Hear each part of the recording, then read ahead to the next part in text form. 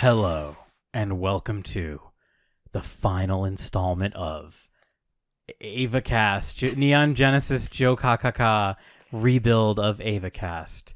I'm Jim. And I'm Sam. And yeah, we finished the last rebuild movie. Very different case, but we saw these in theaters. We did, and we didn't record it right away. We kind of didn't have time after the movie because of the time. But so you've had a few days to marinate. I still very mixed bags, more negative, and I love. General overall feelings. I love the first half of this movie, and the second half movie not so much. Yeah, I'm kind of the same opinion. This is the second time that I've seen this movie. We were fortunate. I believe G Kids did a screening. They might still be doing it, actually, but no. By the time this comes out, they probably won't be. But we saw it, just a few days ago, and I'm very happy to have seen it. Crazy, I've never seen Ava on the big screen. This is the first time I've ever seen Ava on the big screen. So there's a lot of mixed emotions, I think, with this movie, and I think a lot of people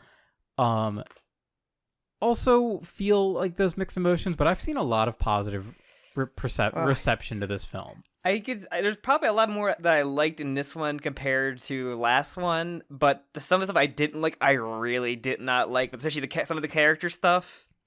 But yeah, when we get into it, especially that second half episode, we'll really talk about it. But we did get to see one of the shorts before we did. So it's funny because as we were in the theater, I was like, oh shit, Sam, I forgot to have you watch the 3 shorts, and then they play the first of the release shorts, which is called Another Impact, and I was like, oh, we get to watch one, and I was really hoping they would show at least the last one released, which is Until You Come to Me.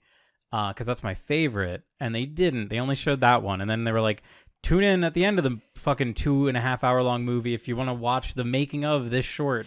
And I was like, nope. You want the angry movie theater employees to stare at you watching a behind the scenes Evangelion thing while they're waiting to clean? They did that for Konosuba, except the Konosuba movie, except they did it in reverse. They showed the interview with the VAs. It was Kazuma and Aqua's VAs. No, Megumin's Kazuma VA. and And they showed it before the movie, and I was really angry because it was like spoiling plot points. But I was like, this is charming, and like the guy that plays Kazuma like loves this role so much. Both of their all the voice actors from Konosuba fucking love their job. Yeah, and so that was really fun, but I was not willing to stick around for Another Impact. No. But so we kind of went on, like, right before recording this, Sam and I kind of went on a little binge session where I showed him the second released one, which is called Impacts, which is, I keep calling it the K-On! Evangelion K-On! It's a few girls in a light music band, a light rock club. CG girls. They are CG. I didn't remember that because I have not seen it in like literally a decade. Did not care for it. And then the other one, it wasn't. I literally fast forwarded through it because I didn't care. And then I like how it ends with like tragedy. That's funny. But Jim, I love when anime girls suffer. It's funny to me. That's why you love Made in Abyss. It's good. I love Made in Abyss. But I like it for even more reasons than just that. Uh-huh. I love all the urination in it. No, I'm kidding. The third one though, Until You Come to Me, my favorite. I fucking love it. This kind of, I feel like you've gotten a very different run through of the rebuilds than most people who watch Ava. Most people who got into Ava, and then there was this massive gap between 3.0 and 3.0 plus 1.0, which we didn't even specify. So we're talking about the movie, not Ava 4.0, as you would expect. It's called Ava 3.0 plus 1.0 Thrice Upon a Time. I can do math. I can add 3 and 1 together to be equal 4. Me too. And just like a little bit of backstory that like there's so much in between the release of the two films that like it was almost a decade, I think, of time. Maybe it wasn't quite.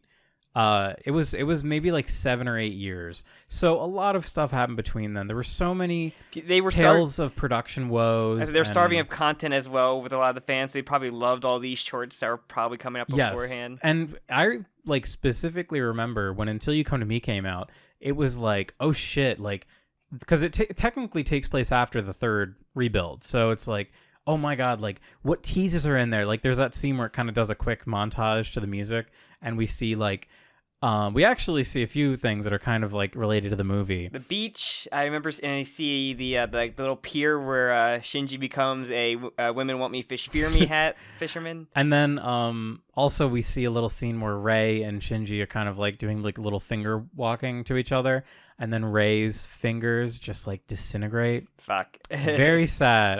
It's so funny because like I watched this a few times before the movie and I didn't even notice that. The exact moment where the movie stops being good. It's true. Oh, we'll get there though. But yeah, so what do you think of Until You Come to Me? It was fine. I can see how it was big for people waiting for me, but for someone to say that it's just like, oh, it's like a clip show or ED. It's literally like an ED essentially, but without the Kingdom Hearts theme singer singing it. And it's funny because it does kind of take place like in the credit scene of the movie. Like when the movie begins, like it shows Asuka, Rei, and Shinji like walking to Tokyo 3, or well, actually, it's what, Village 3. It's not actually Tokyo 3 anymore. But it's kind of funny that it's almost like an interquel, like it's in between the movie itself. But I guess so, yeah. I just love the song. I think the song is beautifully arranged. I listen to it a lot. I can see how it's just, you would love it. It definitely like a big gym love. Yeah, it definitely brings me to tears. It makes me tear up. I just think it's so like, I don't know, and it's something about like the deep connection that it has to Ava as like a franchise. Yeah, it has one little montage scene where it shows basically like every version of Asuka. Like we see Asuka from the original series, Asuka from End of Ava, Asuka from the early rebuilds, and then the current Asuka, who is the eye patch Asuka. Yeah. And oh man, I can't wait to talk about that too. So yeah, it's pretty neat. I just think it's pretty neat. I can see it. It's really neat. It's actually a neat thing as like a tease to the lead up of it. I can see how that is. But from my point of view coming into it, it doesn't. Someone who's already seen the final film, like someone who's going through them. Yeah. As well, like. Even if saw this before we watched it, I would have probably had the exact same feeling. I'm like, it seems like a ED. Yeah, and the time that I watched it, I was actually like interested in the conclusion of the rebuilds. When full disclosure, when the rebuilds finally ended, when this came out last year, I believe it came out in maybe like March of 2021. And also like more backstory. I'm just gonna keep talking. I'm sorry, Sam. No, this is your point of view. The big crazy reveal was well, there's a few things. Like apparently the movie was supposed to be done by 2020 for the Olympics. This and also Miyazaki's final film were both supposed to be finished by the Olympics. So they could both, it was supposed to be this big tourism surge in Japan. The two biggest animators from Japan. Yeah. Humongous franchise Ava having its conclusion, and like a new Miyazaki film. Two huge cultural Japanese impacts, like having their films released, like in two different kind of categories of like the young adults to adults one, and the one that had like a huge for kids. And just mass market appeal. And of course, because COVID, neither of those things happened. I think the Miyazaki one would have been delayed regardless. Oh yeah, knowing Miyazaki, yeah. But the Ava movie, and like more backstory, hilariously had it originally been called 4.0, and then Anno made an announcement like, oh yeah, actually it's going to be called 3.0 plus 1.0, and everyone was like, what's happening? Thanks, I'm not confusing. And the idea with that was it's supposed to be like bringing the new stuff from 3.0 and then taking the old stuff from 1.0, which like actually looking at it, I don't quite understand if he's talking about like old characters. Yeah, if he's talking about the old characters and like maybe some plot points like from that, I guess. Because I would say it connects more to the original series more than it cares about like the first rebuild film, which is, I mean, it is just the like original series, but whatever. Well, we'll talk about it when we get there. So, okay, I'm wrapping up. But crazily, this was like shocking. Amazon announced. So I just watched a really great video that went through how Ava's rights, even the rebuild rights, have been like insane over the years. And there's a crazy reveal. Amazon was just like, yeah, we just like bought all the rights to the rebuilds, and we're gonna drop the new one. They dropped all the rebuilds in one day, including the new one. I think. No, sorry, I'm wrong. They dropped all the original rebuilds like a few weeks before, and then they dropped the new one. Kind of crazy with Netflix having like, I guess, the rights for the original series. It's very weird. They were like, you need one streaming service to have the base series and End of Ava, and then have another streaming service for the rebuild. It's very weird. I do want to send you that video because it's really hilarious how originally Ava was sold as a series. Like ADV purchased Ava, but they couldn't afford the rights to End of Ava and Death and Rebirth. So Manga Entertainment was another American based company, bought the rights to it. So the voice cast are like kind of overlapping. Some of the characters are different, like different voice actors. And then I think like a whole cork board of like how can everything connects to another thing, and like just the funniest part, and I want to show you this. So the woman that voiced Rei actually was the audio engineer for the End of Ava. Hilarious. And so you know the scene when Misato like nothing personals to the guy? Yeah. They Her add one-liner. They add like a fucking like Nickelodeon splat sound effect to his blood. It's like yeah. And they do that again and again and again in the movie, like when Ray's like giant.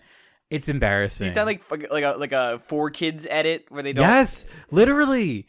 It is, and it's like it's ridiculous. But yeah, whatever. I can't remember the guy's name. Great video on that. Look up like the history of American localization of Ava or something. Whatever. I'll send it to Sam. But to wrap things up, it was crazy that Amazon was just like, oh yeah, like we just have all the rebuilds now, and here's the new one, and they just dropped it worldwide, dubbed and subbed. The dub cast actually returned a lot of the original like ADV cast. I believe Tiffany Grant did reprise her role as Asuka. I think we did see that. Like we looked it up. Yeah, she's the one that everyone cares about. Everyone loves Tiffany Grant. She's great. Sure. Even though she's a little old lady now and voices Asuka still, which is really funny. Sure. I think I forget who did Shinji. It might have been Spike Spencer. I think he came back too. There's just Spike Spiegel. Spike Spiegel, yeah. There's like a lot of really interesting backstory to Ava being localized, Ava being brought over. And when I first watched this rebuild movie, I did choose to watch the dub, which is rare. Rare for Jim, but I did it because I wanted to watch the visuals. Like I really wanted to get a good look, not be reading. And the general, I guess, reaction to this was like a mixed bag, I'm assuming, though, or the mostly positive. Honestly, I feel like I don't want to call us a minority because it's certainly not, but I feel like there's a lot of people that put up with the bullshit, like the shitty CGI bullshit, that they like it or they are fine with it, where to me it's like repellent. I don't really care about the CGI stuff. I care more about the whole fucking character bullshit that happens in this. Well, yeah, me too. I don't know. A lot of people. And then again, these are people who like were starved for content for like years, and then like once they got it, they just like, this is great. This is new and fresh, and like we love everything. It's like kind of like it's like the hive mind that you know with JoJo, where like, anything that like we didn't like, you don't like, something new comes out or part you don't like, but no, there's always gonna be the minority that's like finds a way to play 4D chess. And like, no, it's actually great. Like that kind of thing. Yeah, I guess I still have never met a Mari stan, though. Okay, good. Like, that's important. I don't know if they really exist. Only Ano. But I think Ano's like those people that like for like to get New York's bestseller by buying all the books, buying his own, buy all the figures. Like, no, see, she's selling all the figures, right, honey? One thing that I do want to point out though is people really, I think, connect to how they conclude Shinji and Gendo's relationship. I think that's the most important conclusion to a lot of people. I think that's fine. It's most. We'll get to it. I think mostly the Mari stuff. It's like and Asuka, like the two biggest fuck ups in this. The Asuka thing really hurts me, and we'll get there. That really does. That does like psychic damage to me. Those two, but yeah, and there's a reason why we officially added Mari to our the official 4 horsewomen of the apocalypse of anime and manga for us. Yeah, number 3 of 4.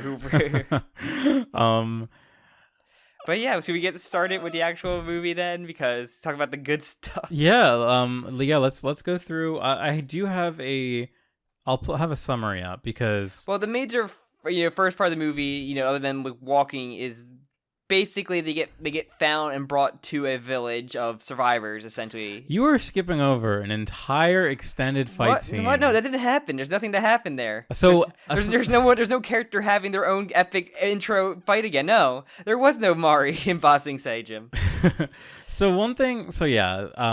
There is a big opening fight scene in Paris. Patty. Who's in Paris? I don't know. Some hackers. They hack on top of the Arc. Are they in the Arc? They are on the Arc de Triomphe, yes. Okay. And yeah, they do some epic hacking while nothing's going on in the background. Yeah. While Mari is driving her car, Ava, with her big stupid arms. So, okay, so... I know you love the stupid car. I like the stupid car gimmick. I hate it. I love it, actually. I think it's very dumb. I don't care for this as a fight. The few takeaways that I think are neat. So, first off, apparently this was shown as a preview like a year or so in advance. This, I think, 11-minute scene. I hate just having like Mari being the epic intro like fight. Yeah, There's so nothing character. So Mari, I guess her suit is still fucked up from the first or from the last fight at 3.0. Yeah. And so they have this weird like experimental module on her. Spinny arms. Yeah, and similar to like how we saw in the last movie, the Wunder is able to use like these kind of string. It's almost like marionette strings, but it's like be able to like lift up all their ships and bullshit. Which also I don't like as visual. I think it's kind of silly seeing all this battleships like flying around. And they can just do like whatever with them because they literally just make like a shield out of them. And like I'm like, what is like the reason? Are these just shields? Like, are they not actually ships to transport people and or more firepower? Yeah, not to be like that guy, but remember in End of Ava when Asuka lifted a battleship and just by lifting it out of the water, it like broke in half. Like, why are these ships like able to just flip around? It makes them seem like stupid 3D objects. Withstand weird new nerve angel mixed tech or whatever it was. Like the only thing I like is that they all kind of converge to become one big shield that the Ava unit 44 but uses. They don't even like aren't successful with it because it wasn't for Mari coming in this last second to save the day because she's epic and based and the best. But cool seeing Maya and Ritsuko like doing like hack attacking right now. It's very funny to see that they're just hacking to purify the area. Which also, it felt like I like this kind of idea of like purifying. Like we're moving forward. We're like fixing nature's healing. You know what this was? It's like a thing in an open world game where you kind of have a mini side activity to do to like clear out an area. You have to like clear the tower so that you can unlock more of the map. You hack the tower. You have to do a short defending mission. Then it unlocks or purifies a portion of the map. And so something we haven't really seen before. It looks like the world is not hospitable. Like. Yeah, no. Outside of the special zones, like they need to wear like unless you're like an Ava pilot because you're special. Because you're immune. Yeah, you're like a clone or something. Everyone else has to wear like special like hermetically sealed suits.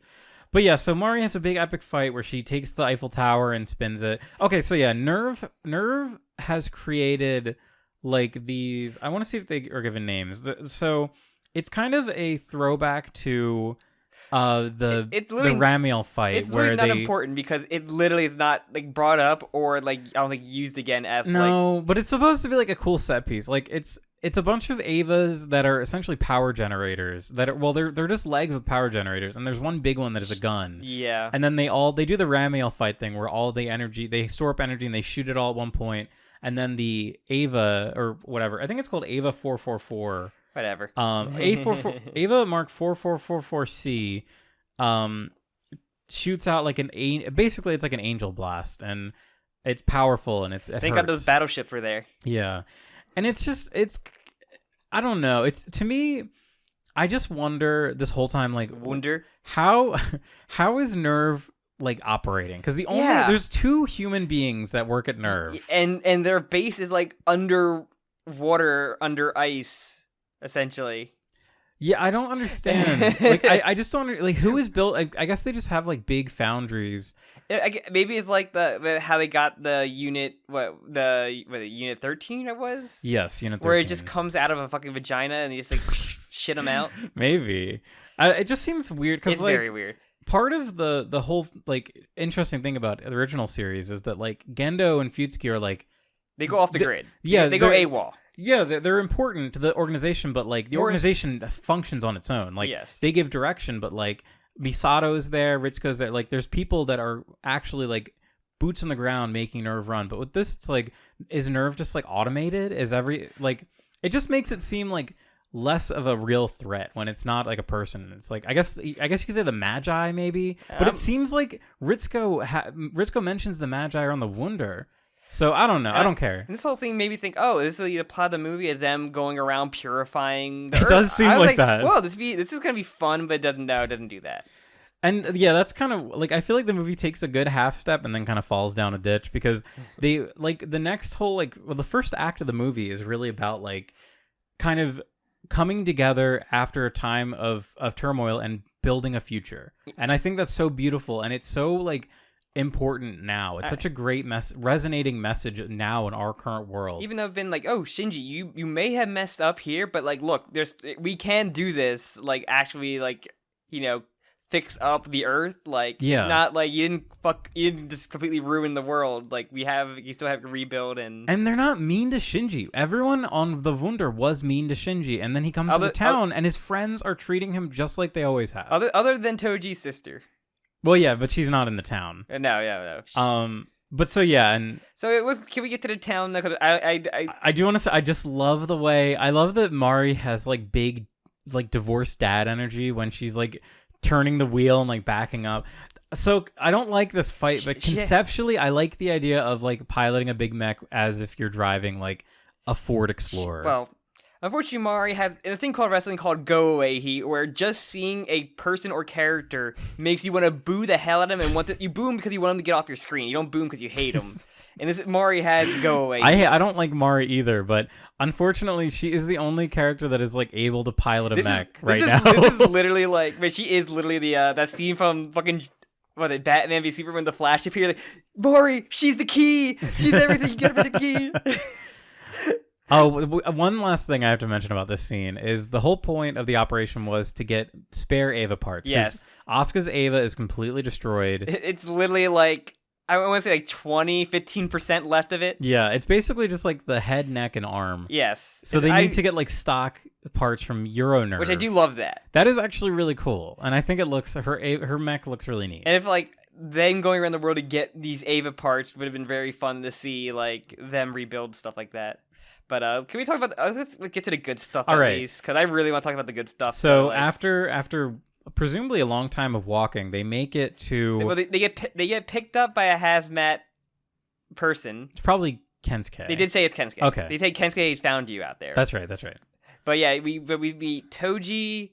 We meet Toji, who's a doctor now. Great seeing. I'm surprised he became a doctor. The last thing I expected him to do. Well, he says he's not really a doctor. He's close than they got. Yeah, there's so many things. Like, Toji in this movie is the best Toji ever. I fucking love Toji. Yeah, he's great. But like all the characters, the school characters are great. They're wonderful. Hikari, so good. Like, I love so Toji brings Shinji and Rei home, and he's like, Shinji, look who I married. It's class rep. Like, he doesn't even call her by her real name. That's her notable distinguishing feature. And Toji is just bringing so much optimism and joy.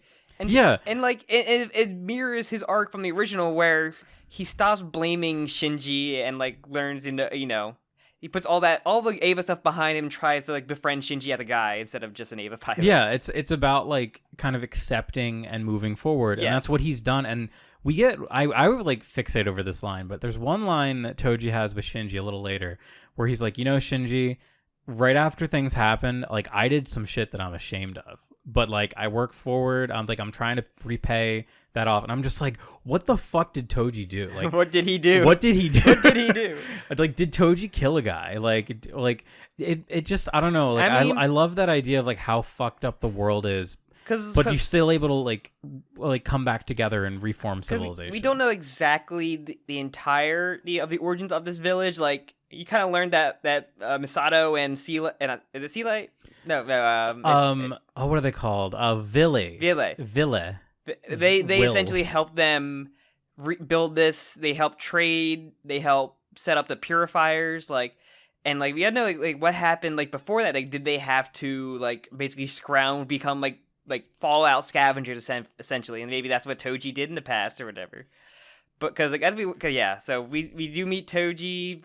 He kind of heals him back up. So basically, it's Shinji and Rei together, and Asuka is with Kensuke. She calls him Ken. She calls him Ken. So you kind of think there's something there. She has some kind of good relationship with Kensuke, which is weird. I think Asuka is fucking Kensuke. I think so too, and he's not. And also she's also incredibly she just loves having her titties out. Yeah, she really is. Asuka has no shame in a way it's almost kind of like how Rei has no shame, and also initially, but it's like a reverse version of it. But Asuka doesn't want to be seen in the village because she said she did something. So I think that the reason why she's saying this, and spoiler alert, it is because she's a clone and she does not relate to humans. She calls them Lilim, like how Karu used to. Some Attack on Titan shit. she like Asuka definitely has this kind of like, but it makes no separation. She also, the one line she has too is that she's like, "Oh, I protect them. Like I'm their protector." So she wants to keep distance between herself. It still makes no sense for how she was in like the past. Maybe because this is that 14-year time gap, I guess. But she's just a brand new character at this point. She's not the same Asuka we even saw in 2.0. She even like, "Damn, Shinji, we need to see my titties. You go crazy." And she's like, "I guess you're fucking still mentally traumatized." And then Kensuke, like, you gotta give him space. He's like, you kind of just gotta let him be until he can get better. And Shinji basically fucks off from until he sees the collar on Asuka and he pukes. That's like, yes, that's the only. So yeah, we haven't mentioned it, but Shinji is completely catatonic. He's just basically doing what, like, the bare minimum of like existing. Yes, and not even that. He won't even eat. Yeah. But one thing I love is like, everyone is so accepting of Shinji, and they're like, trauma does not just disappear. Like, we need to give him time to process losing his boyfriend. He definitely saw some shit.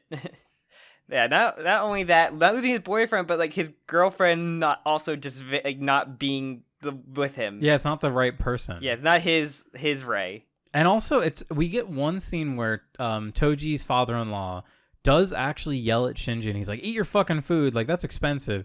And Toji's reaction is like, "Chill out, like Shinji's gone through shit." Like, look at him; he's in the fetal position in the corner of the room.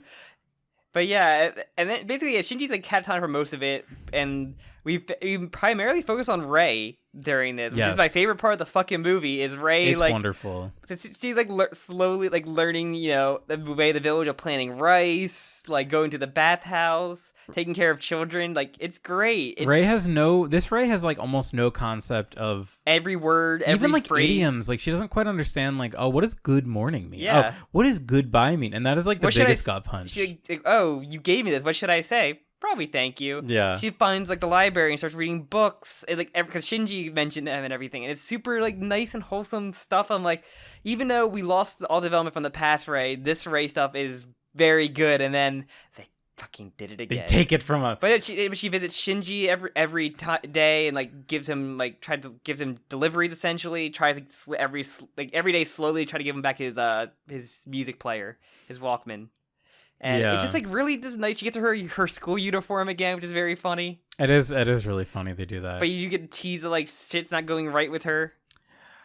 Yeah, I love this so much. This is like the reason why the rebuilds exist for me is this scene. Like, is this sequence, I should say. But yeah, it's just like super nice. Even like Shinji's like starting to open up to her again, and like Shinji's finally going off with Kensuke he becomes a fisherman. Having Rei be the person that brings Shinji back is perfect. Yes. Because that's what Shinji did in the second rebuild. Shinji brought Rei back. Yeah. Kind of. It didn't work, but he tried. Kind of. and so having this Rei, even though that's not the same person at all, and she has like a completely different journey. Became more of a doll than the one before her was as well. Yeah, and it's just so wonderful to see. And it just shows like Rei as like, even though Rei is a clone and there's like millions of her like nature is to grow and to become like a human. And I think there's something so wonderful about how it's done in this movie. Even the line Asuka says to her of like, you're programmed to like him, right? And she's like, yes. She's like, you should not be around him. I'm like, no, I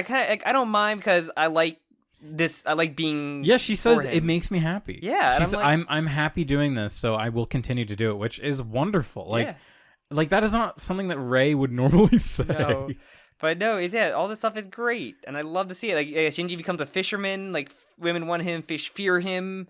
There's pen might be there, or pen adjacents of relatives. Pen's ejaculate. Ejaculate, yes. But Shinji meets like some people on the outside of the bubble, because the whole thing is surrounded by a shield wall of the purifiers, essentially, to keep all the angels and the roaming Ava corpses around. Oh yeah. And we meet we meet Ryoji Kaji. Yes. So he is Misato and Kaji's son. Yeah. But he doesn't know. He doesn't know that he's Misato's son. He doesn't know his parents at all. Presumably he knows like the I'm a Kaji. And we learn that Kaji did die. Not only did he die, he died like right after the second rebuild movie ended. Because he's the one that like stopped the what is it? The doors of Guff from being like the third impact. I still got kind of sick of like, oh, are they not better like off screen him? And they do show a little bit. They'll technically kind of off screen him in a different move.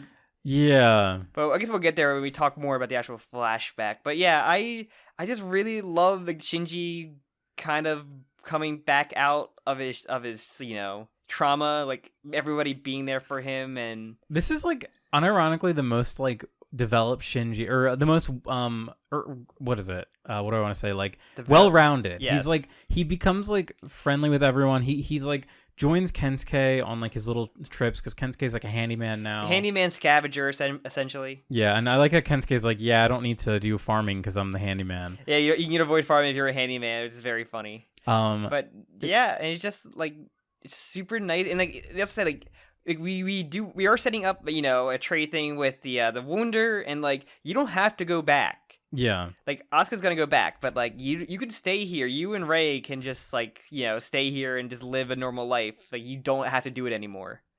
But unfortunately, because shit's going wrong with Rei, because as we learned from what's it called, from Gendo, is that they literally programmed this clone to just implode after a short amount of time. So it seems like, you know how Rey's always in those LCL chambers? It seems like she needs to be like in those chambers to keep her form. Yeah. Because like Rey ends up splatting kind of like how they splat at the end of Eva.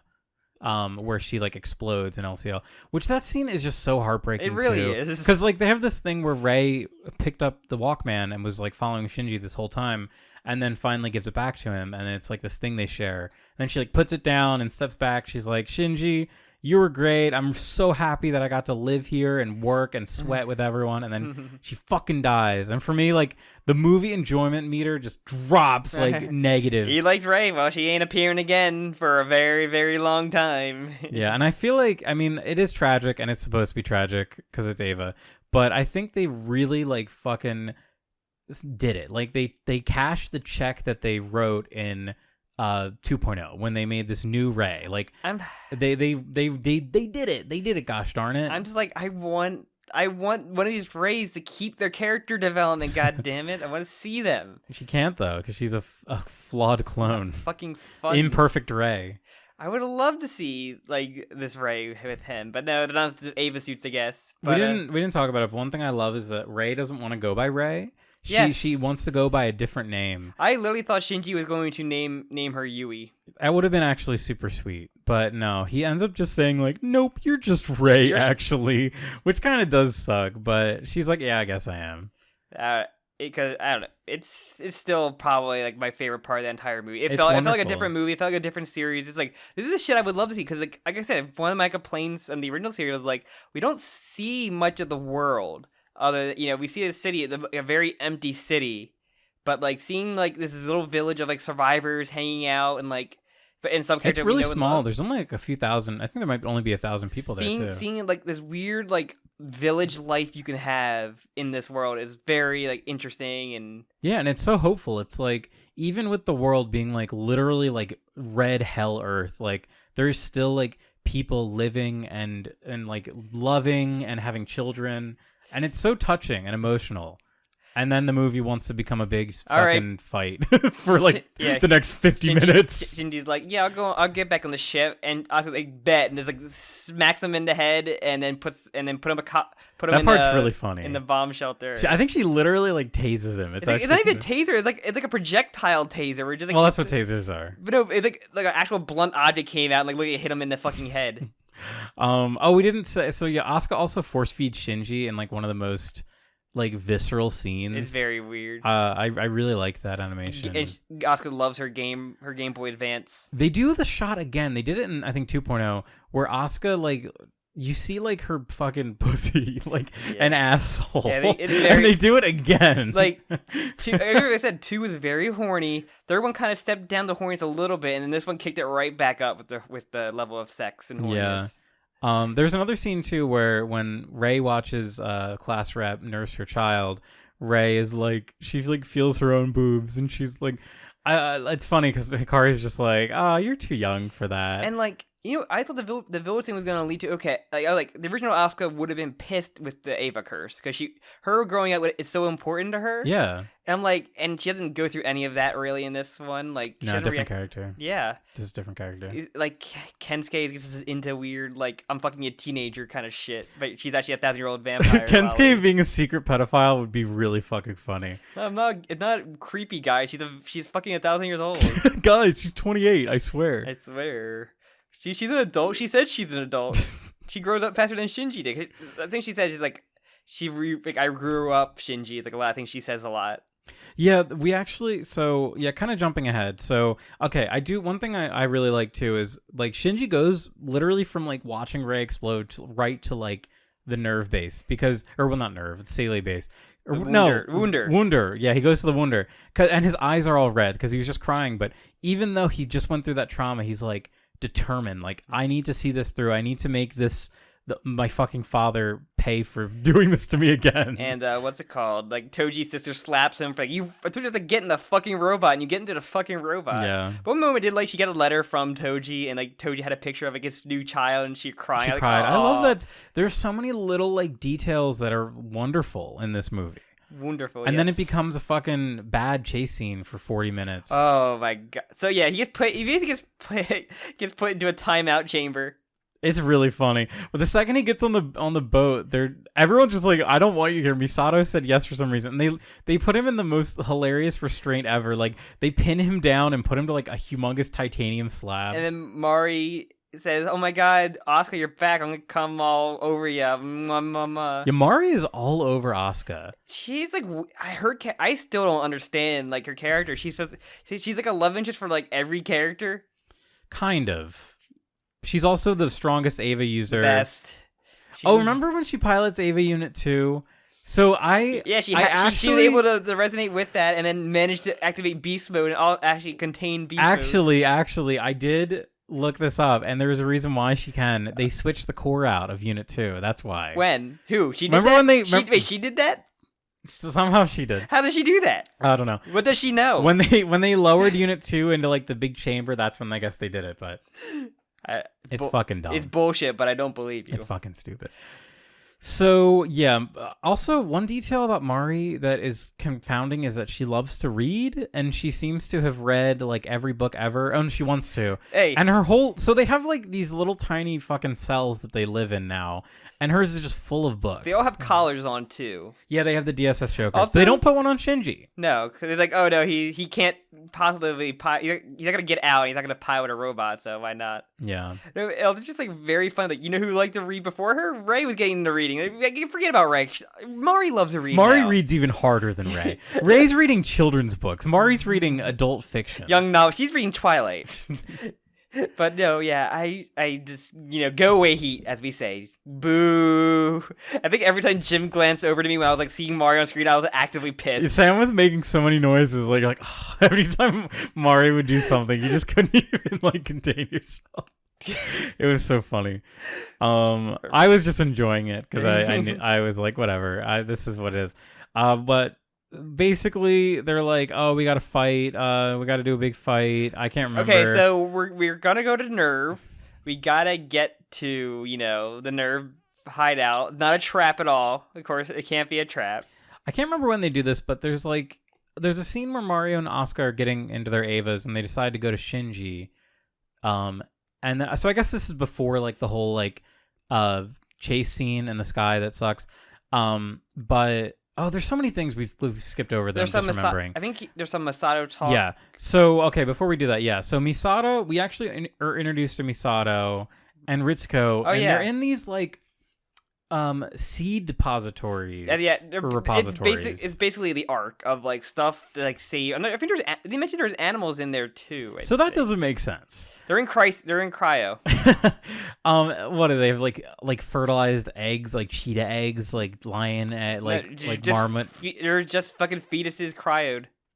Yeah, like to me, it makes sense. If they can grow rays in a tube, they can grow animals in these tubes. You're fucking right. I think grow Asuka's in rays in tubes, and probably Mari's they had it in prototype. But yeah, so we kind of get a little bit of backstory about Kaji here, and Misato kind of talks about like she's still fucked up. Yeah, Ritsuko's talking to her. So I think we talked about this on the way after the movie, where like Ritsuko is like not the character anymore that she like was that people like about her.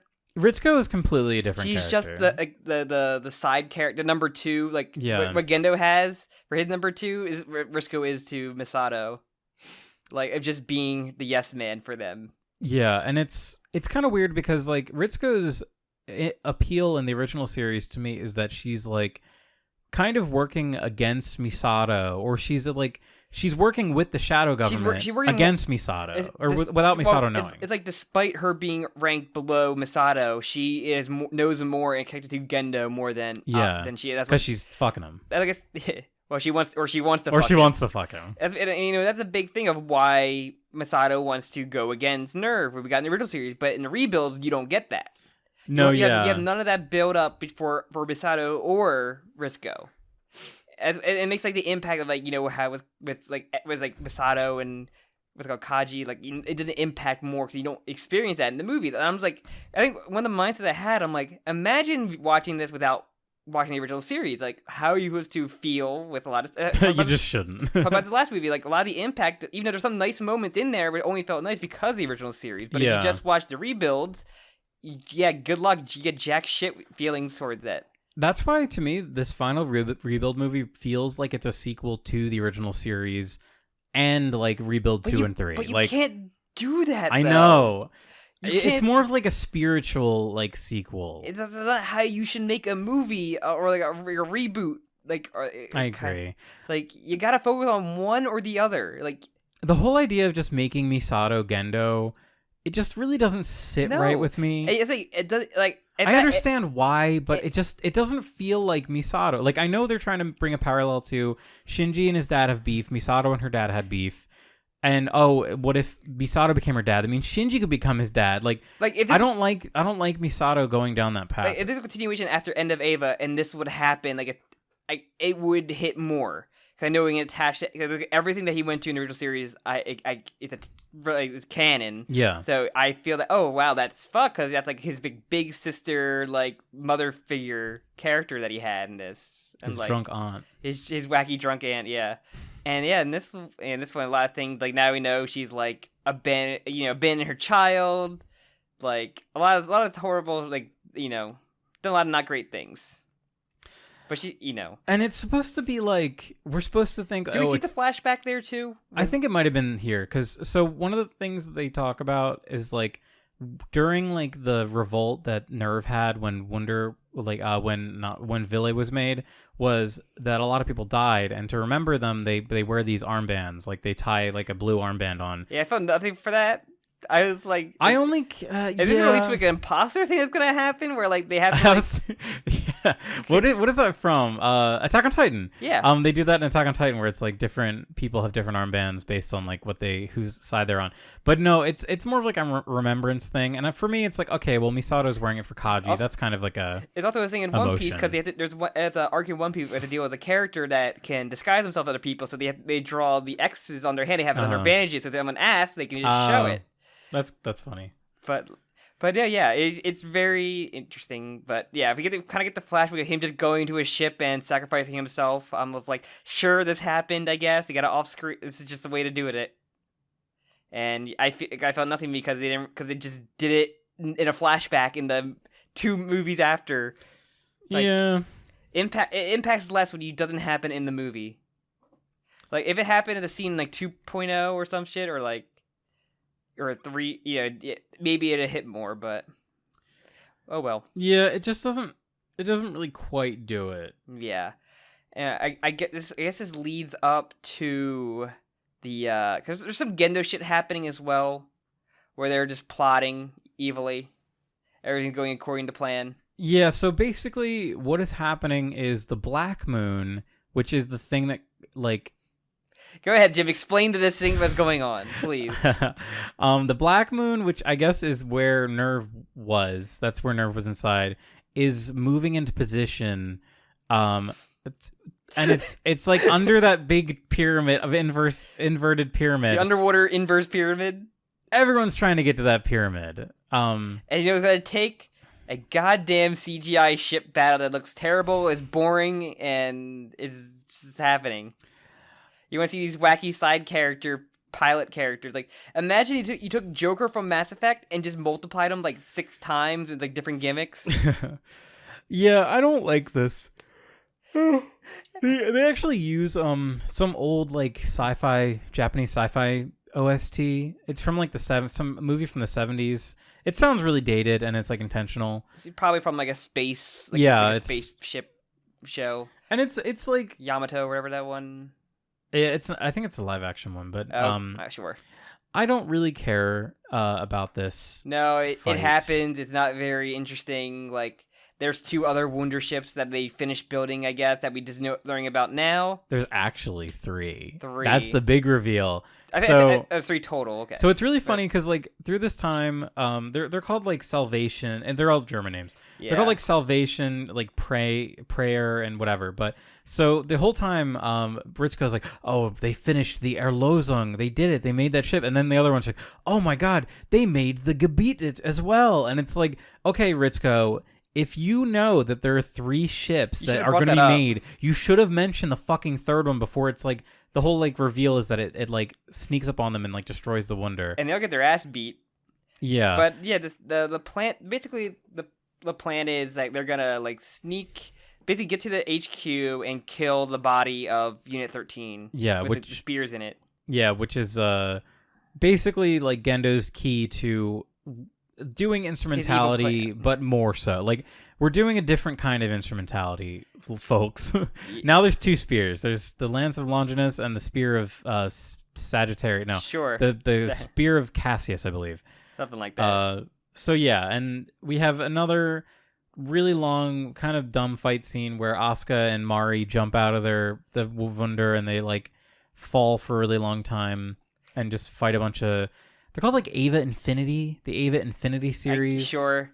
They fight them. I mean, it's cool seeing miniguns. I think Asuka's mech is really cool seeing just all like the Frankenstein monsters that it became. It's cool to see like these are like what are they called? Like prototype parts. So they're like really bulky, and it's just neat that she's got a million. If I was like 11, I would think it's cool that she has like a bunch of guns on her. Mm-hmm. I'm not 11. It's very RoboCop, anymore. where like it's like yeah, very little of the Ava human left, and mostly just machine. But yeah, it's pretty interesting. And then yeah, basically Asuka goes in there to try to get the finishing blow, but she gets stopped and then has to go remove her limiters and become. Which actually is, I believe it's the 9th angel. So inside Asuka's eye patch was the 9th angel. So that's the one that. If you remember from the original series. Isn't that the one that took over? Yes. Yeah. That's the one, yeah. Well, because, like, I'm pretty sure you said you didn't really like that, but I'm like, it made sense to me because I'm like, okay, that angel did infect the suit, and it makes sense that, she got infected herself, so I can see it, and having the purifier, okay, makes sense to me. Yeah, I guess so. It's just, like, it's weird that she can, like, turn it on. Like, she can just turn it on, and, like, They mentioned, like, oh, she's becoming an angel. Well, he said she's basically taking that out is going to make her not human anymore, and she's basically, like, doing a one-way trip. Yeah, oh, and the one thing, so her Ava, like, wouldn't let her kill it. Like, it would bring up its own AT field to block the attacks, which is kind of interesting, and we see that happen again later.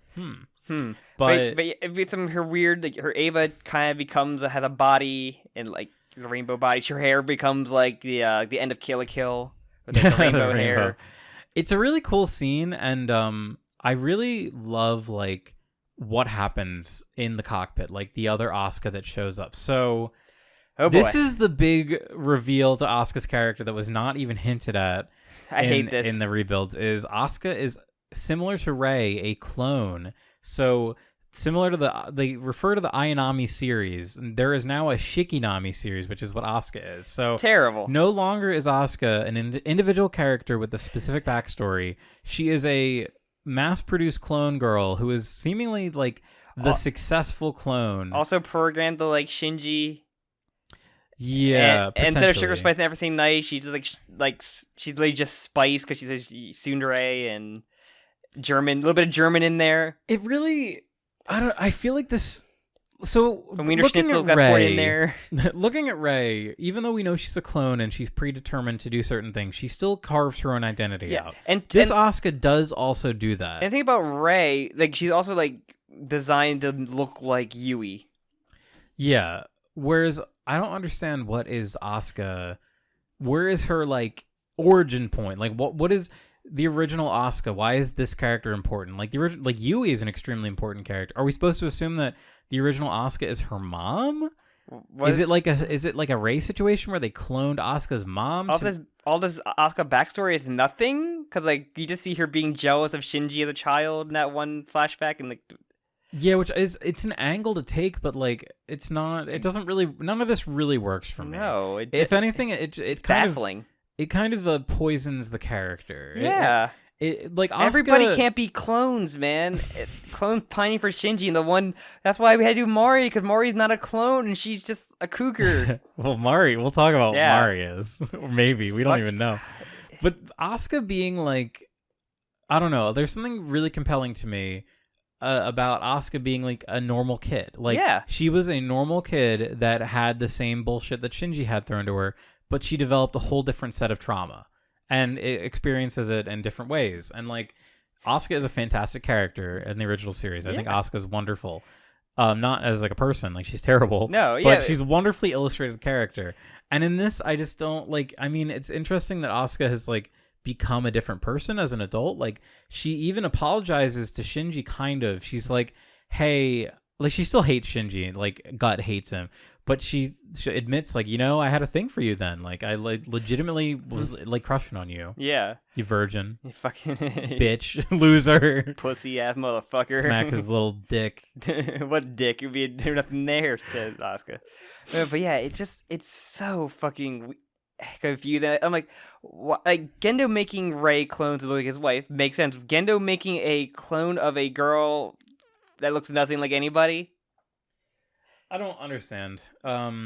Everything just has to go to Gendo's plan. Like he knew that they would get that close to killing the AV unit body. Everything's going according to plan. And I don't know if this is like a new bad old good kind of feeling, but like I watched a video and some guy was like, because I watched some like. Did you watch that In Defense of Mari? I did not. I couldn't find that. I didn't look. It does for not that. exist. But I watched a video of a guy talking about this movie, and he was like, "And wow, the big reveal! Asuka was a clone the whole time," and he was saying it like excitedly, and all I can think is like, how do you come to like a positive reaction? To me, this feels like a bad decision. It feels like a betrayal to the character, not like a wow, what a great twist. I don't know. I did not get that out of it. No, I understand it is a different, like we're talking about rebuilds, it's a different thing.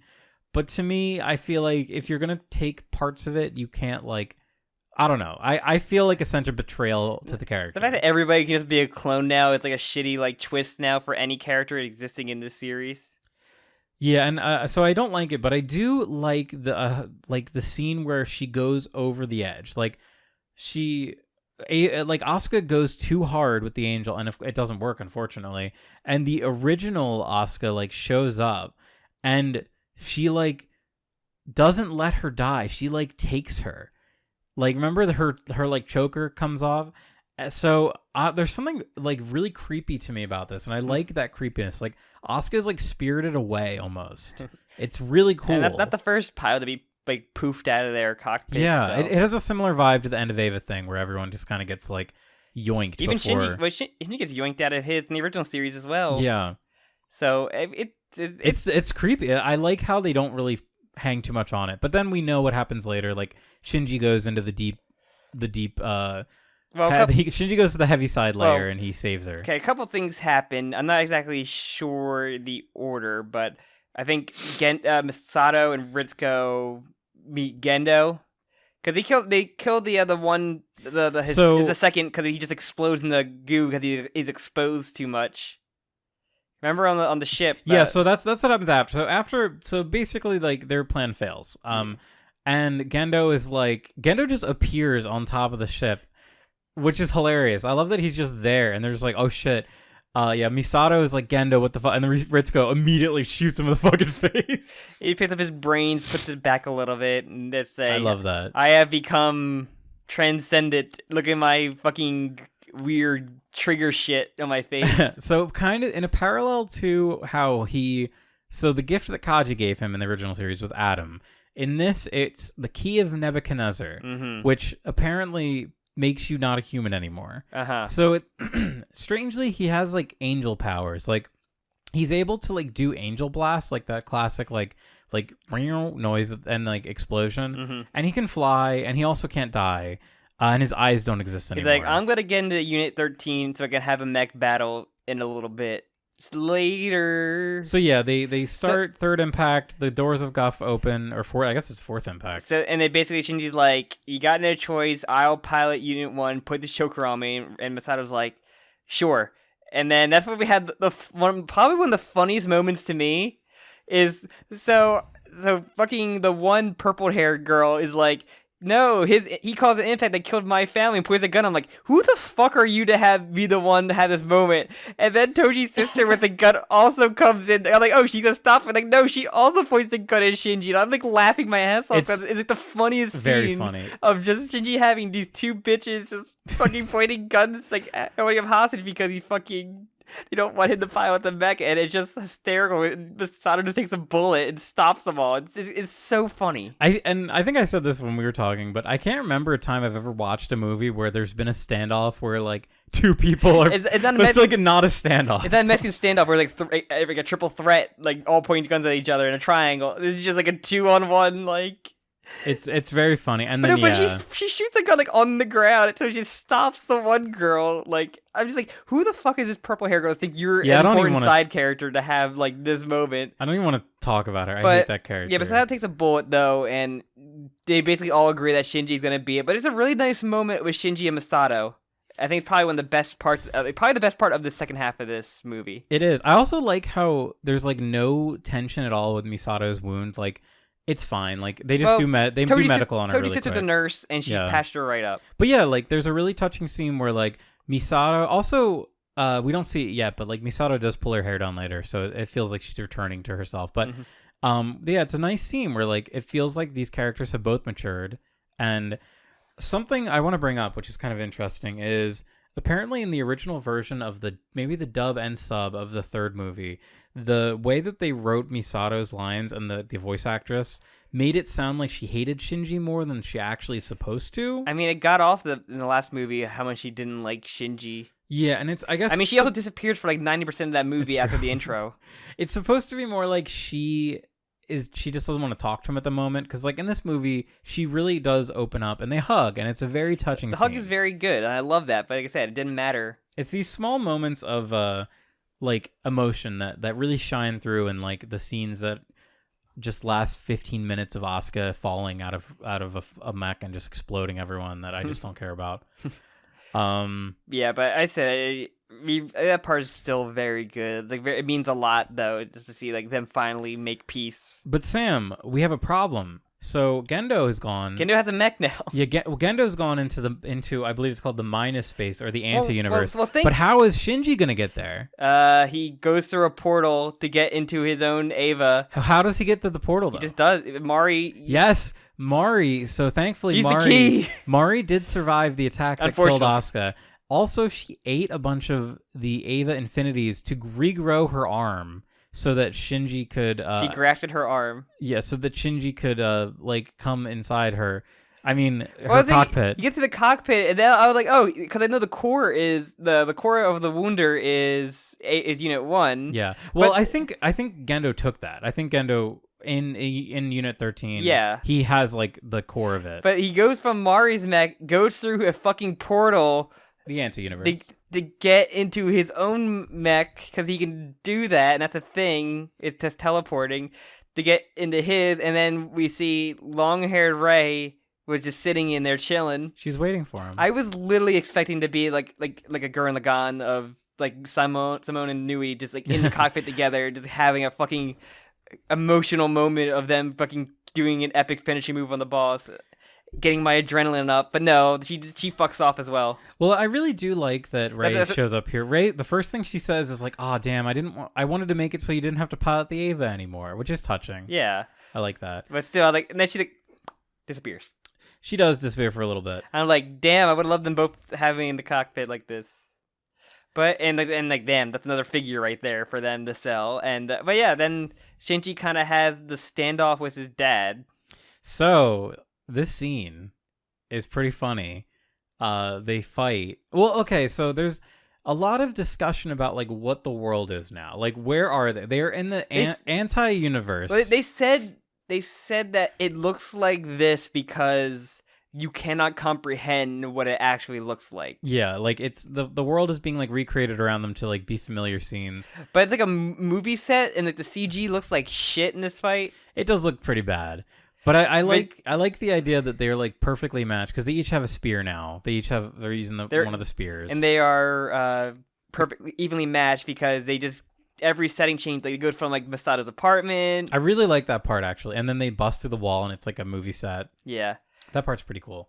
And basically, it's just like a standoff until I'm pretty sure we kind of have like a mind palace. Like no. There was a cuts back to Misato's like, we gotta make him a new spear. Well, that's a little bit later. I know, but that's basically what it leads to, though. Yeah, so Misato realizes that like each one of the ships are like being used as a spear to open up the door to the anti-reality. So ultimately, in the climax, like Misato uses the spine of the Wunder to become a new spear. And deliver it herself because she evacuates everybody else. She's like, I'm gonna sacrifice myself. Fuck my child. I'm gonna sacrifice myself to just deliver a spear. Yeah. But no, yeah, Shinji's basically then has a conversation like with his dad, like has the train conversation with his dad, and I kind of do like the stuff with Gendo, like with Shinji and Gendo about like kind of learning more backstory about when he's doing it with Yui, what he did with Shinji, like. It's very having Gendo talk about like his growing up was actually really compelling, and I thought that was, to me, this is like an acceptable scene. Like, yes, having Gendo finally learning about Gendo's backstory and like how he was always misanthropic and he just hated everyone and everything was fake until he met Yui. All the phonies. He's a fucking Holden Caulfield type. Yep. Yeah. Until he met Mari. I mean, Yui. Mari introduced them. Fucking Mari's the most important character. And then Yui was like this person that changed Gendo's life. Like she could understand Gendo, unlike how anyone else could.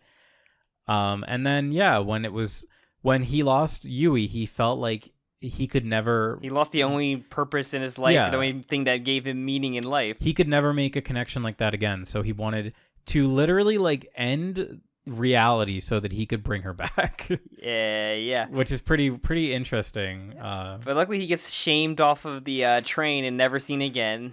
Until he's shown. So his whole thing is, even though he's like one essentially. He's at like the end of the world, whatever. I don't think we've quite gotten to Eva Imaginary yet. He's literally like at the last level in the video game where shit gets like really weird and trippy. And he's like, he can't find Yui. He can see like everyone else, but he cannot get Yui back. And he's like, why the fuck can't I? Later on, we learn Yui was like, she was like concealing herself from him until he like connected with Shinji. Yes, which is also really compelling, and I really do enjoy that. Yes. But yeah. So we do have So as all this is happening in the anti-universe, the fake realm, they encounter Evangelion Imaginary, which looks like Lilith but is black, and I think they reuse like the shots of Lilith's hands like falling off the cross. Is this also this giant CG? Yes, so this is when the photorealistic Ray head appears. From Courage the Cowardly Dog. Which I legitimately like. I kind of like this decision. The CG in this movie can be pretty bad,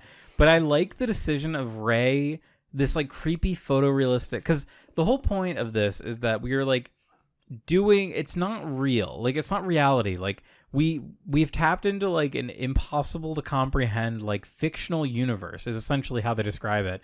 So nothing really needs to like make sense anymore. So we have this weird like Ray head.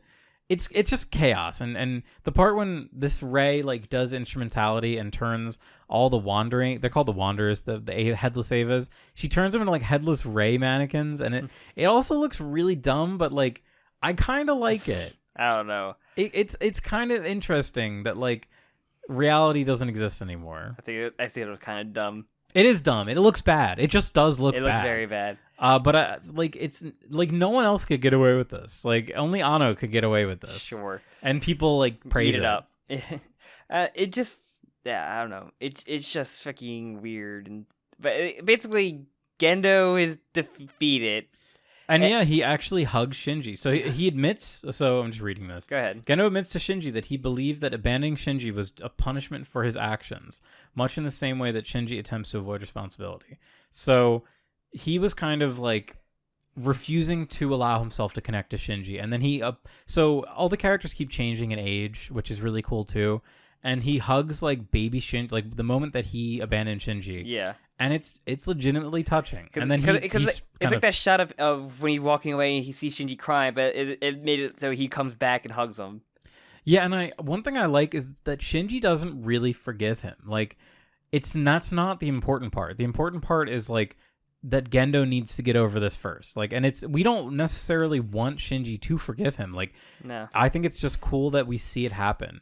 Mm-hmm. And then, yeah, as you said, he kind of shuffles off. He gets off the train and never seen again. Yeah, like he's kind of like it's like mind broken in his Ava, I guess. I'm assuming. Well, he does kind of get a happy ending. Kind of. We'll get to that. Well, yeah. So, and I guess this leads to like the real finale of like Shinji kind of being able to rewrite the world in whatever way he wants to. Yeah, Misato sends him the epic last spear, which looks really dumb. It's very dumb. It doesn't look like a spear at all. No. Yeah, it's like so she basically can do whatever he wants, and he says, "I'm not gonna go back and like fix anything. I'm just going to make a world with no Avas." I'm like, by redoing the world of like making a world without Avas, you are essentially changing the timeline completely, and like it doesn't make sense the way he does it, because he's doing this all. And he gets Rei, Asuka, Karu shows up too. Yes, Karu does show up, and really interestingly, Karu and Kaji kind of leave together. Yes. So what I think is really interesting, Kaji's a character that is very like grounded in humanity. He's like literally like physically like gets in nature. He's like a watermelon grower. He loves those damn watermelons. And fucking Misato. and fucking Misato, which is also like a carnal thing. Like he's very like he's ladies man. Karu is like the opposite of that. Karu is this weird ethereal angelic like. And what's the fuck Shinji? Yeah. And it's cool that like Kaji is going to show Karu how to be human. That's like what I take, which I think is really interesting. Yeah. I mean, a little bit we had, Kaji did help Shinji a lot in this. Yeah. In the rebuild, at least. So, like, he's a sex pest and a predator, but he's like, he's also like a good role model. He was more of a role model for Shinji in the rebuild than Misato was. Yeah, which is unfortunate. Yeah. But yeah, and that's very interesting. I think, what's it called? He does a line with Asuka where he does say like, "Oh, I think it's a little later," but he says, "Oh, I used to like you too back in the day." And yeah, like, oh, that's nice to have. Also, Shinji's very adult now. I mean, everybody kind of views him as an adult now, like his decision making and what he's doing. It is like a member berry thing, but like I do feel like an emotion when I see like Asuka on like the beach of End of Ava, like with her ripped up plug suit. Yeah, that I saw the figure of. Because she's an adult here. Like Asuka is like. She actually is like an adult. Like her hair's longer. Obviously her body's larger, so she doesn't fit in the plug suit, which is stupid because we've seen those plug suits and how stretchy they get. They stretch accordingly. But from like a from like a like not a continuity, but like from thinking about like that is like the last image of Ava we have of the original series is them on the beach. Having like almost a resolution to that makes me feel like closure. There's no resolution to that though because it's different. I know, but like it's not real resolution. In like a weird like spiritual way, it's almost like closure. But you can't have closure or Shut up. No, you can't do that because the last thing you see is him strangling her. I know, but it's better now because he's saving her. No, it's not. It's a different continuity. I know. 3 times. I know it doesn't work, but 3 times different continuity from this rebuilds alone. But I'm telling you, it's like a spiritual sort of closure. She should be strangling him waking up on the beach to be closure. Whatever. He saves her. And then he goes to save Rei, which I like the setting where they are. They're like in like a factory, like back behind the scenes of a movie set. And you point out to me like kind of like the you said her having like the little like doll kind of indicate this is like the same Rei that. Yes, so yeah, she's holding a baby doll, which I interpret that as like, so even though this Rei isn't literally the Rei we saw in the movie, there's still this connection between them. Like they sort of share a soul, as I like to see. all the Reis finally coming together to be like one unit, I guess. And he basically tells her, he's like, you can like live for yourself. Like that's what you should do. And she's like, oh yeah, I guess I could just leave. But also I love like the idea of like the Rei that has just been like sitting there, like the long hair Rei, like she's like eternally punished. The girl who waited. Yeah, essentially. I really like that. And also like it's just nice to give Rei a little happy ending that we don't really see. There was a happier ending they could have done, but Shinji had to be on the beach and I wonder if she'll show up, and then Mari crash land and they get her. So before that, his favorite girl with big boobs, and the cool thing about this scene that I like is we see Shinji at the beach. He's like, okay, we actually missed one really important thing. I know what we're gonna talk about. So, oh wait, no, I think it does happen right after this. We just talk about it all in a nutshell with Mari about finding out she is the one that introduced. Well, yeah, whatever. I don't care about that. But so Shinji's whole thing here is like he's going to sacrifice himself to end the Evas.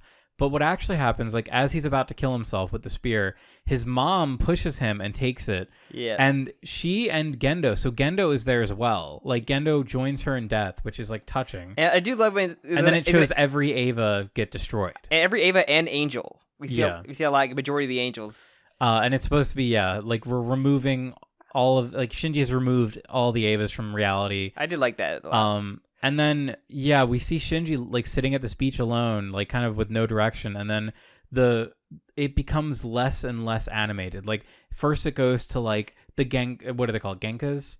It's very like parallel to the rough drawings. Yeah, very parallel to End of Ava. But it's like explicitly going through the process of animation backwards. Like it shows like the rough like colorless draft, and then it shows the storyboard, and then it shows like a crude storyboard, and it's like it feels like everything's like winding down. And you're like, oh my god, is this like the end of the universe? And then Mari shows up, and I don't like that she shows up, but I love that it stays in that Genka. I think it's called Genka.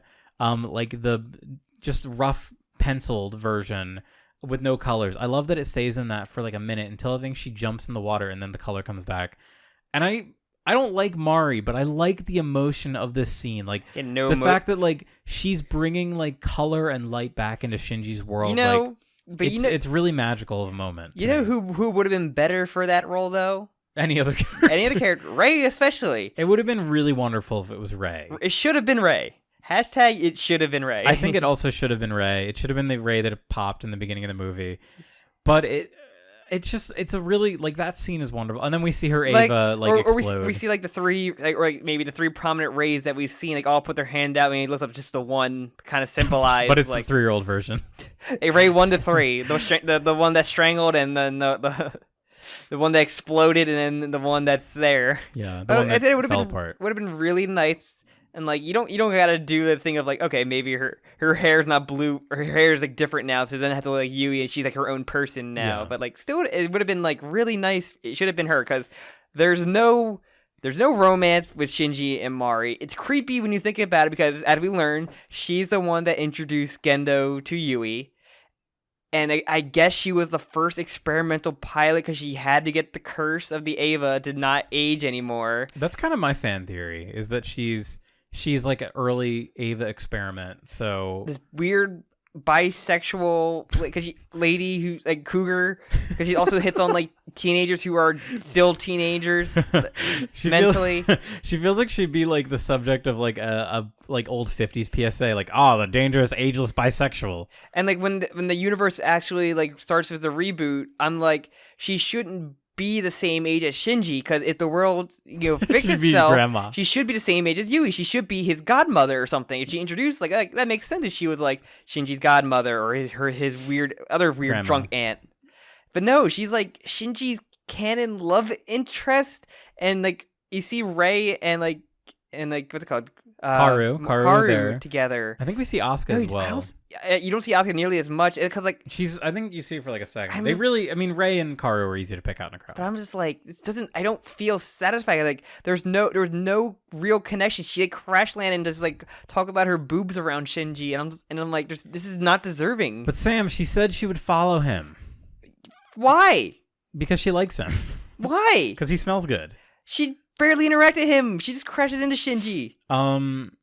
one thing that I want to mention, because we're not going to say it any other time, Mari was able to like combine Avas together. So she called her Ava. Her Ava's Unit 8, but she combined it with like Ava 5. So she was like, I have Ava 14 or whatever. I can't do math.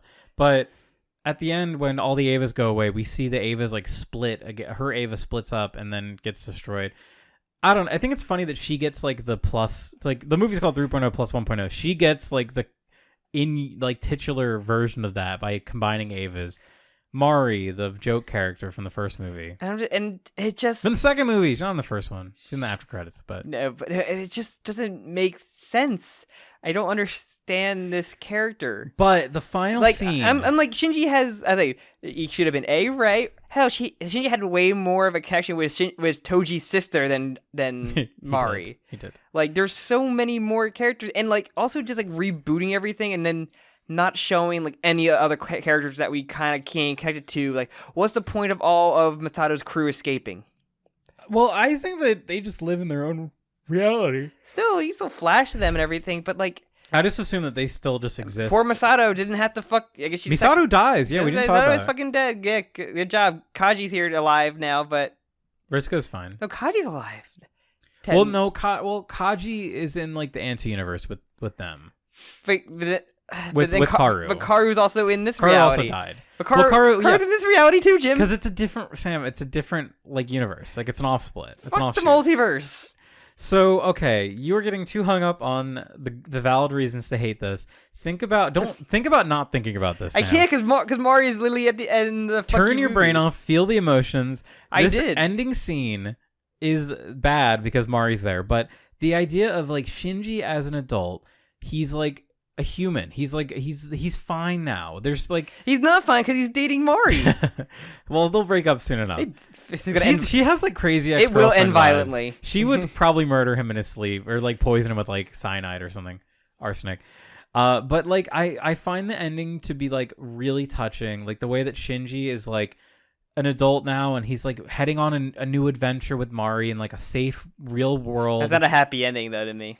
It's not, but like also I don't think I told you this, but so the camera pans out to like real photography. Yes. Like so only the people are like have animated characters plastered over them. This is the city that Gendo grew up in. I forget the name of, but this is footage of the city that is, or not Gendo. What I said Gendo, Ano. Okay. City that Ano grew up in. So and that had to be him and his wife going. Probably, but yeah. So I don't know. So I guess for me, the reason why I am able to like accept all these sins is because I see this as like this is Ano's like final send off with Ava. It's his like I've made it. Like even though I went through horrible depression multiple times, he apparently went through a really bad bout of depression after the third rebuild. I got very horny again. But so there's something like I'm just happy like that because like with that ending with like everything kind of stopping and becoming crude animation, it feels like is Ano stopping?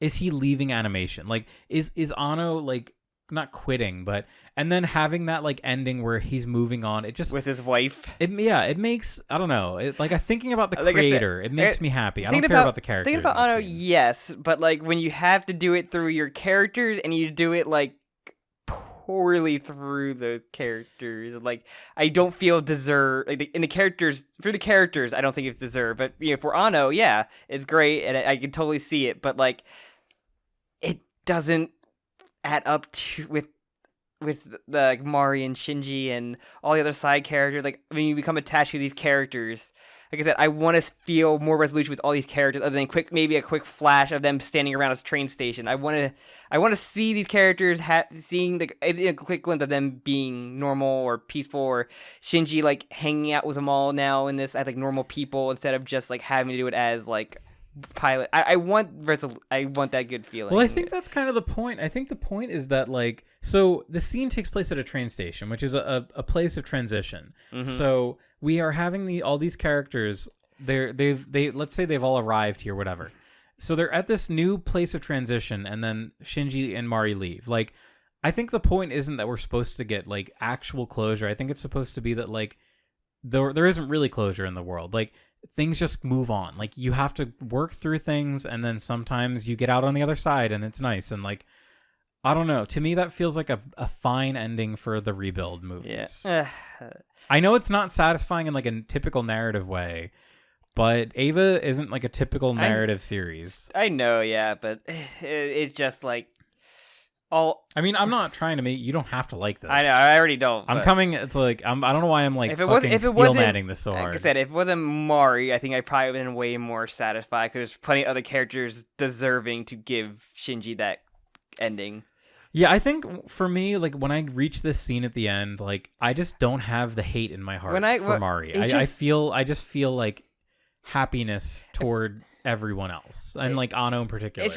If you were to make Mari an actual character more so than just a OC that is very happy to just kill Ava, sexually harass Asuka. No trauma at all. Like she had nothing. There's nothing wrong with her, which is does not fit Ava. That's like a cardinal sin to have an Ava character that doesn't have trauma. It's weird, right? But in like you need to have something wrong. You can't just be a pilot who just loves to fight. Like I just love what I do. I love kicking ass, and like no, that's literally like OC, just the best character. Like you're playing the most boring D&D character you possibly can.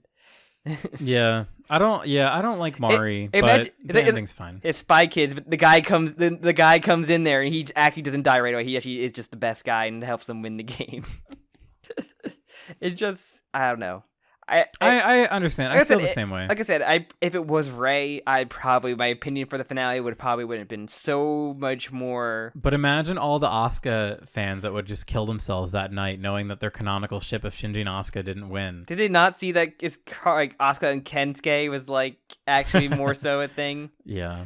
Or even, like literally Shinji with any of like his 3 love interests, even fucking Toji's sister, I felt more of a connection with than Mari, who should be 48 in this new reality. I love what was the age? The wiki says 48-66 ? I love that. So she should be like in her 60s, like in the same age as his mom or something, and like it as I said, if it was not Mari, if it wasn't for her, like I probably would have enjoyed it.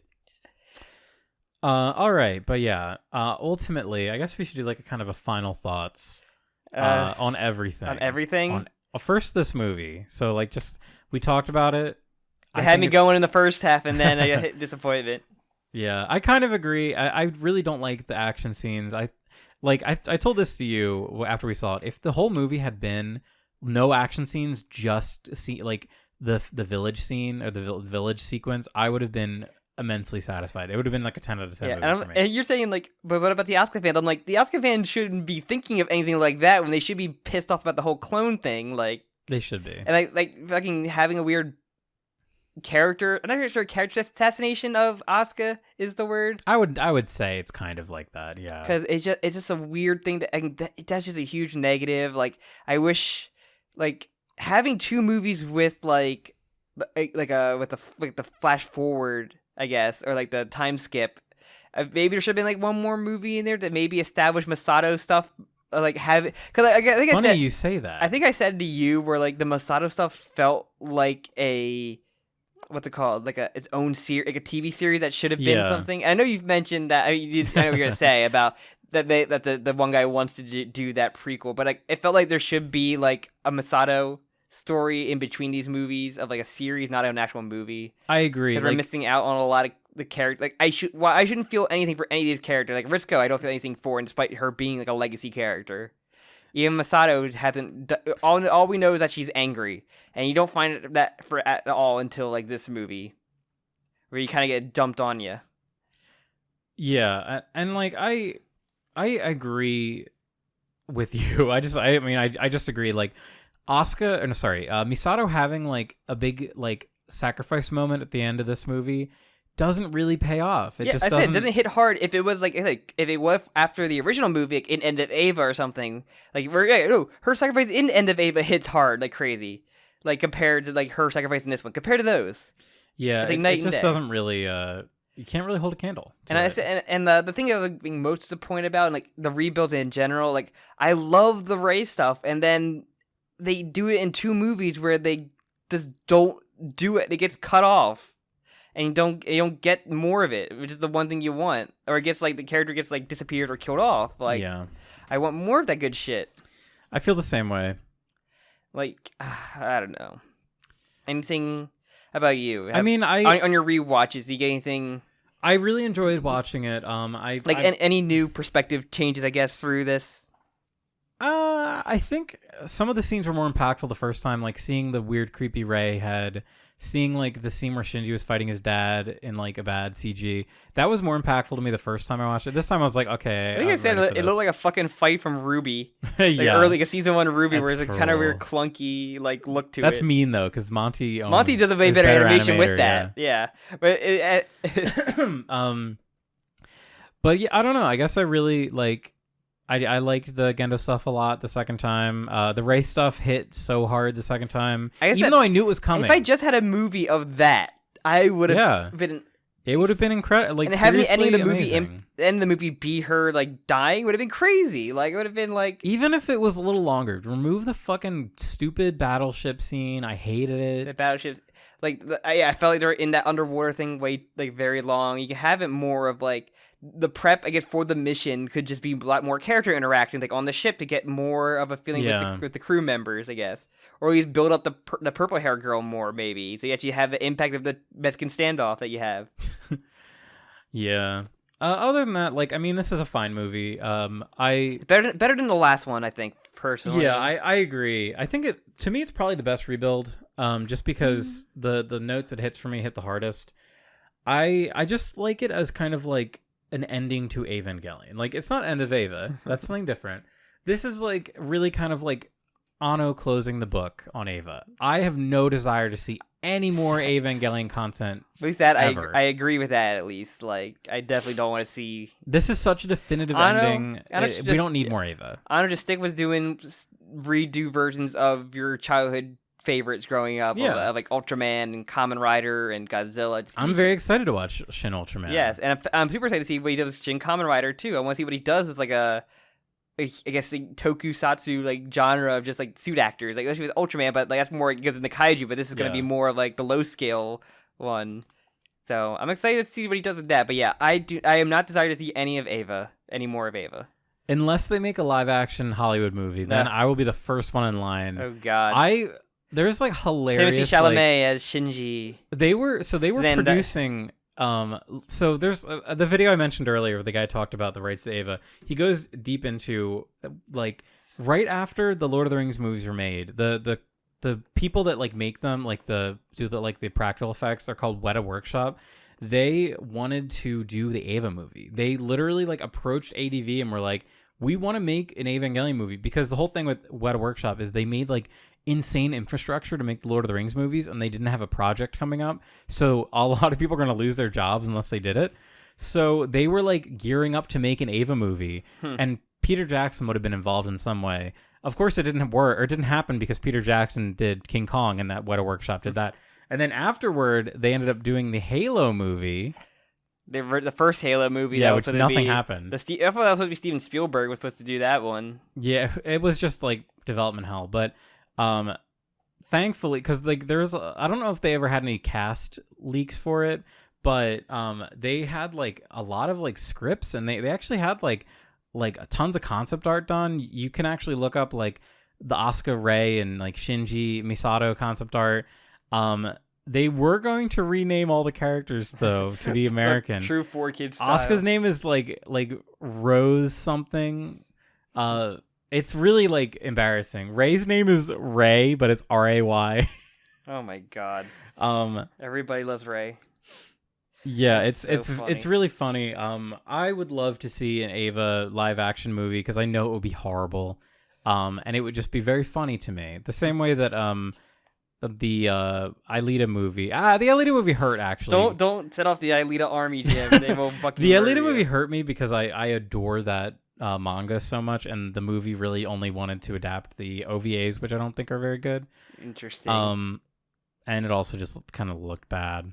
And the rollerball scene wasn't even cool. How are you gonna fucking give me a shitty rollerball scene? I fucking love rollerball. Sure, Jim.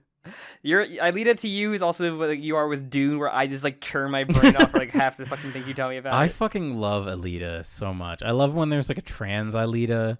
There's like a Man-Lita? There's an Aelita clone that decides to be a man, and he just like is a man. It's fucking sick. Interesting. Fucking love Elite. I need to finish it. It's actually still ongoing, believe it or not. Is it? Wow. Yeah, it's in its like third part essentially. We're not doing that next, Jim. Don't worry. No, I need to get back into the Alita army. But overall, I really like the series. Ava and End of Ava was very interesting. I think I can go back and get my feelings for End of Ava though was kind of mixed with like the ending, not like the whole like base tack, but overall I still pretty good. It's just the rebuild has kind of put a lot of sour taste in my mouth. Yeah, and I mean like they're not essential. They're not real. Yeah, they don't exist. The original series is by far. It never happened. Yeah. The original series to me is still a masterpiece. I think it's like one of the greatest anime to exist, and every time I revisit it, I'm surprised at how great it is. So that's basically my thoughts on it. And rebuilds, I guess I'll watch them if like I'm hanging out with friends or something, like whatever. I guess so. I guess I don't. The only reason I don't think I'll ever watch the third one again or the fourth one again is because the Mega 64 guys did a commentary track over it, and I want to hear what they have to say about it. Yeah, because Rocco and Garrett did a spoiler cast for 3.0 when that came out, and I fucking loved that. That was great. But I don't know. I guess like overall in Ava, I'm not sure we did this at the end of Ava, but like I guess let's do it for the rebuild of like what character do you like the most, and I guess like the most and hate it. My like the most was Ray, and I hated the most was Mari. I agree. I probably don't need. I think the biggest surprise though, which is the classmates being in this movie, was probably my favorite surprise. Of like seeing how I love seeing that. I wish we cut a little bit more, had more with them, and they didn't just fuck off until that one part where like, we gotta trust Shinji. I'm like, sure. Yeah, I agree. Yeah. All right. I guess that's really all I have to say. Yeah. Don't you feel so like educated now? Like you have like the knowledge to process all the Ava references in anime now. Yeah. Now I can now think of people being like, you just don't get it. Like the people, I can definitely see this being a lot of fuel for the people like. You don't have to have a big enough brain to really understand the end of Evangelion. I'm just like, sure. I mean, I am the smoothest of smooth brains when it comes to a lot of things in anime, obviously. So that's why I'm so happy that you ended up coming around to liking Ava, because we tried it forever ago, and then doing a podcast honestly helps. My focus, my stupid like ADD brain. You need because you know that I'm gonna fucking quiz you on this shit in a few after we watch it, and you're no. But no, I unironically I'm gonna get real for a second. I'm very happy that we did this. Ava is very special to me. I feel very happy to have shared this very special work with you. I'm glad last time we had to do Fully Coolly. I'm glad you got to experience one of my favorite things for the first time. And getting going through the good and the bad and the ugly. And I enjoy having somebody there to watch the shitty stuff because I get a good time to watch it and riff on it. But seeing the original, I'm glad just like with this, seeing some early Gynax stuff, Ano stuff like. That's very similar to that. Yeah. It really made me want to watch and read more old series. Like, there's so much new stuff coming out that it's hard to keep up with, but, like, those old series, they're still just as good as they've always been. And, like, there's so many I've just never seen. And I guess at the end of this, like, what we have to think of what we could do next. I mean, if anybody has any ideas, it could be a Sam pick, but I don't know.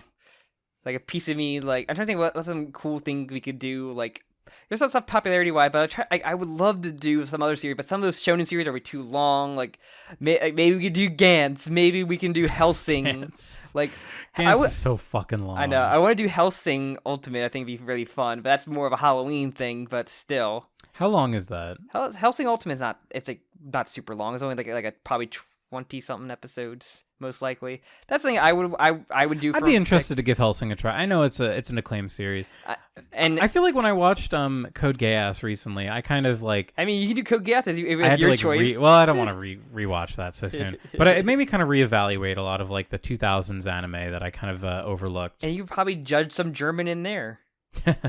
My favorite choice would be like Hellsing or like maybe try out Trigun. Those would probably be my two big choices, especially with the new Trigun series coming out. Like I always hear good things. Like it'd probably be Hellsing Ultimate, Trigun, maybe actually watch Outlaw Star. Like I want something like I kind of want to go with that early 2000s like late 90s like. Yeah, I was gonna say Cowboy Bebop. I know Cowboy Bebop would just beat that vote like crazy, and I've seen Cowboy Bebop at least. It's been a while since I've seen it. I think Hellsing's actually 10 episodes. Oh, really? Oh, that's great. We love it. I think it's Hellsing, yeah, Hellsing Ultimate. So yeah. So I mean, people in the comments, if anybody thinks that they want to see either with that aesthetic, that's kind of a pop because we still want people to watch these. So like maybe stuff people want to see. Like I still want to get Jim through Naruto. I would love Jim to read One Piece. A lot of the stuff you both would want to do is way too long. I was thinking about One Piece too. Maybe it's finally time for the JOKAKAKA boys to talk about One Piece. We get back to a manga series. We do the Hunter x Hunter. We really do actually need to do Hunter x Hunter probably. That'd probably be the next big thing if we're not gonna get any fucking JoJo Land's news. So we gotta think of something. And there's no Jujutsu Kaisen yet, no Attack on Titan yet, so we have a void here until something comes up. We do have a bit of a void. So yeah, put in the comment like some of the suggestions I put out because like Hellsing won't be too long. Even I think those episodes are like an hour long though. Oh, they're long episodes, but they're great. So I do like shorter things. But I mean, yeah. I think at least the first episode might be an hour or half hour. I said it's been a while. Like when Netflix first came out, that was one of the first things I really watched, or like it was on Hulu or something one of those things when everybody started having anime. Mm-hmm. But yeah. So Hunter x Hunter is dropping a new chapter tomorrow. That will bring it to 398. Mm-hmm. So we could probably catch up to 400 pretty soon. Yeah, I said we could do that. That'd be a fun little thing. Like I said, we can do that. We have a lot of manga. We can start one. I can be the captain to lead us on the One Piece route. I would like to do One Piece. Finally, give me an excuse. I think we have to talk about maybe doing the ocean cut as for Naruto. If we ever want to do that. Sam, I don't know if I can watch Naruto. Come on, we need some epic. I have such a hatred for what I think Naruto is. I know. How long is the ocean cut? I have to double. I haven't checked in a while. We need to DM him to give us the goods. Give us the good shit. And then maybe I think even having maybe we watching original Gundam series like. I would be really into that. Actually. Like so yeah, at least for Hellsing, Trigun, Hellsing Ultimate, Trigun, maybe Outlaw Star and Gundam. Like out of those four, what would you be most interested in hearing me and Jim talk about? Because I think those are the four I think I want to like lean towards to do a series of. Mm. It kind of a similar aesthetic kind of going with that. Yeah. So big fucking pistols. That's the fucking thing I'm going for. I want to become a Gundam Gundam guy. I want to become a classic Gundam guy. To impress all the girls on TikTok that like Gundam. UC and AU. I'm gonna make you watch G Gundam, which is my fucking favorite thing. Oh, again, you can see like what I love about my racist stereotypes of various countries. All right. Well, okay. But yeah, that's basically like what we want to do for next time. I guess we'll plug it up for the last time. Let's plug up, baby. Plug up the hole in the hole that I will leave in Mari after I shoot her in the fucking head. Thank you all for listening so much for the Ava cast. If you liked the series, don't forget like the video and subscribe to the channel if you haven't already. And again, put some comments of like what you want us to cover next or potentially in the future. You can also follow the podcast on Twitter, or me and Jim separately, and you can also join our Discord. And with that, I guess you'll see wherever series it takes us to. But in the meantime, you can listen to the Part 6 podcast. It's up and running, baby. Up and running. So, and with that, I guess we'll see you next time. See ya next time. Fly me to the goddamn moon, Jim. Bye-bye. Bye-bye. Fly.